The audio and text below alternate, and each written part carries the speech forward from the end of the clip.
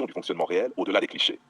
1. Le squelette, la structure. C'est l'ossature de son fonctionnement. Discipline interne, sens du contrôle, capacité à décider, orientation résultat. Sans cette structure, elle ne tient pas. Avec elle, elle avance, mais peut devenir rigide. 2. Le cerveau, le traitement. Son mental fonctionne en priorité sur analyse, anticipation, lecture des comportements, cohérence logique. Elle ne prend pas les choses comme elles viennent. Elle les décode. Elle vit peu dans le flou. Elle cherche à comprendre avant de ressentir pleinement.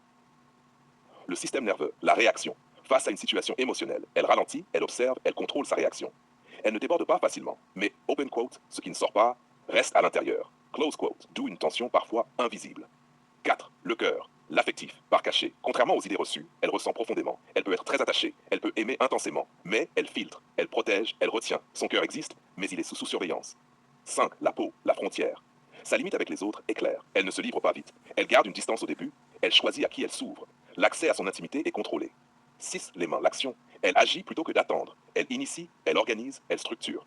Dans la relation, ça peut donner prise d'initiative forte, tendance à diriger sans le vouloir. Elle crée du mouvement, mais peut prendre trop de place. 7. La respiration, le rythme interne. Son rythme naturel est rapide mentalement, soutenu dans l'action, constant dans l'effort. Mais elle a souvent du mal à ralentir, se laisser porter, ne rien contrôler. Elle respire rarement en mode relâché. 8. Le système immunitaire, la protection. Elle s'est construite une défense efficace, méfiance mesurée, observation constante, test indirect, contrôle des émotions visibles. Elle ne laisse pas entrer facilement ce qui pourrait la déstabiliser. 9. Le point de déséquilibre. Quand l'anatomie devient dysfonctionnelle. Trop de mental coupe du ressenti, trop de contrôle bloque la connexion, trop d'autonomie empêche de recevoir. Elle devient forte, mais seule.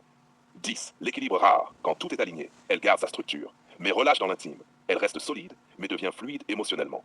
Là, elle n'est ni masculine ni féminine. Elle est complète. Conclusion.